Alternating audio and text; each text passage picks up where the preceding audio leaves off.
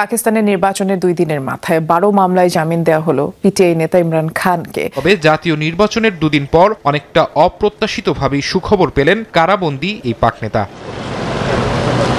পাকিস্তানের সাবেক প্রধানমন্ত্রী ইমরান খানকে বেশ কয়েকটি মামলায় জামিন দিয়েছেন ইসলামাবাদের সন্ত্রাসবাদ বিরোধী আদালত এটিসি শুক্রবার। জেলে বসে দলকে জিতিয়ে তাক লাগিয়ে দিয়েছেন পাকিস্তানের সাবেক প্রধানমন্ত্রী ইমরান খান। কিন্তু কিভাবে? নিজে নির্বাচনে অংশ নিতে না পারলেও সুকৌশলে দলীয় নেতাদের হয়ে প্রচারণা চালিয়েছেন এই নির্বাচনের 2 দিন পর 12 মামলায় জামিন পেলেন ইমরান খান। পাকিস্তানের সাবেক প্রধানমন্ত্রী ও পিটিআই এর প্রতিষ্ঠাতা ইমরান খানকে 12 মামলায় জামিন দেওয়া হয়েছে। আরো খবর জানতে আমাদের ইউটিউব চ্যানেলে সাবস্ক্রাইব করুন এবং বেল বাটনে ক্লিক করে অ্যাক্টিভ থাকুন। পেয়েছেন পিটিআই প্রধান ইমরান খান। তবে জাতীয় নির্বাচনের 2 দিন পর অনেকটা অপ্রত্যাশিতভাবেই সুখবর পেলেন কারাবন্দী এই পাক নেতা। পাকিস্তানের সাবেক প্রধানমন্ত্রী ইমরান খানকে বেশ কয়েকটি মামলায় জামিন দিয়েছেন ইসলামাবাদের সন্ত্রাসবাদ বিরোধী আদালত এটিসি শুক্রবার। এটিসির বিচারক এক শুনানি শেষে এই রায় দেন। ইমরানের পাশাপাশি তার রাজনৈতিক দল পাকিস্তান তেহরিকে ইনসাফের আরেক জ্যেষ্ঠ নেতা শাহ মাহমুদ কুরেশিকেও বেশ কয়েকটি মামলায় জামিন দেওয়া হয়েছে।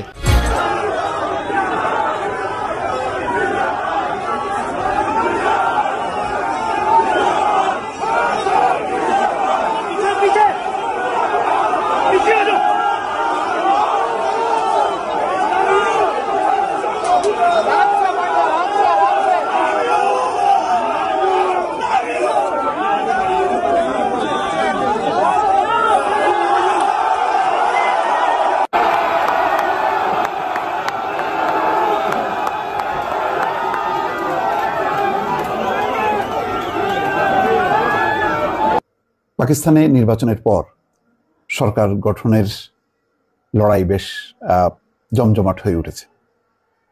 প্রথমে দেখা গেল যে মুসলিম লীগ নওয়াজ শরীফ মোটামুটি তারা পিছিয়ে থেকেও একটা বিজয় উৎসবের মতন লাহোরে তার বাসভবনের সামনে সমর্থকদের সামনে বেশ উল্লসিত। তারপর পরই পাঞ্জাবে তারা তত্ত্বাবধায়ক সরকারের যে প্রধান তার বাসায় বিলাল ভুট্টো এবং আসিফ জারদারি অর্থাৎ পিপিপির সাথে বৈঠক করছেন। শাহবাজ শরীফ নওয়াজ শরীফের ভাই, যিনি কিছুদিন আগে প্রধানমন্ত্রী ছিলেন। তো তারা জোট গঠনের সিদ্ধান্ত নিয়েছেন। এখন ওই 2 দলের একটা দলের 54টা আর একটা দলের হচ্ছে 72। এই হলো অবস্থা। তো 2টা দল মিলেও হয় না, আরো লাগে। সেই ক্ষেত্রে হয়তো এমকিউএম বা অন্যান্য মানে অনেক ছোট ছোট দল 2টা 3টা 4টা 5টা করে আছে, তাদেরকে নিয়ে হয়তো তারা শেষ পর্যন্ত 134টা যদি সংখ্যা হয় তাহলে তারা সরকার গঠন করতে পারবে।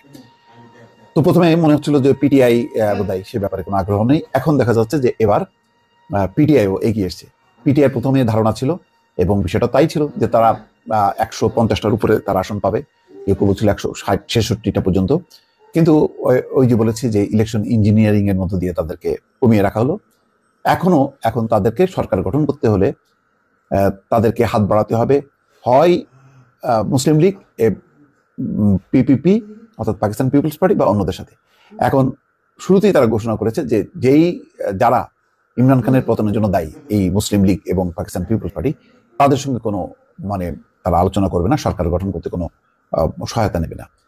তাহলে তাদেরকে কিন্তু এখন হাত বাড়াতে হবে ওই অন্য দলগুলো, যেখানে প্রায় 16-17টা এমকিউএম পেয়েছে, আরো ছোট ছোট জামাত ইসলাম পেয়েছে 2টা-3টা করে, সব খুচরা খাসলি নিয়ে তাদেরকে এখনো যেহেতু 265টা মধ্যে এখন পর্যন্ত 252টি কি 53টি হয়েছে, অর্থাৎ এখনো 10-12টি 13টি আছে। সেখান থেকেও যদি 5-7টা আসন পায় পিটিআই, তাহলে কিন্তু পিটিআই এর পক্ষে ওই পাকিস্তান মুসলিম লীগ এবং পিপলস পার্টিকে অ্যাভয়েড করে অন্যদের এমকিউএম সেক্ষেত্রে লাগবে তাদের 17টা আসন, এবং বাকি খুচরা দলগুলো মিলে একটা জোড়াতালির একটা সংখ্যা নিয়ে অর্থাৎ 134টা পর্যন্ত তারা পৌঁছালে একটা সরকার গঠন করতে পারবে। সেটা নিয়ে এখন তোড়জোড় হচ্ছে এবং এখানে বলা হচ্ছে পাকিস্তানের জাতীয় নির্বাচনে সবচেয়ে বেশি আসন নিয়ে জয় পেয়েও এককভাবে সরকার গঠন করতে পারছে না ইমরান খানের দল।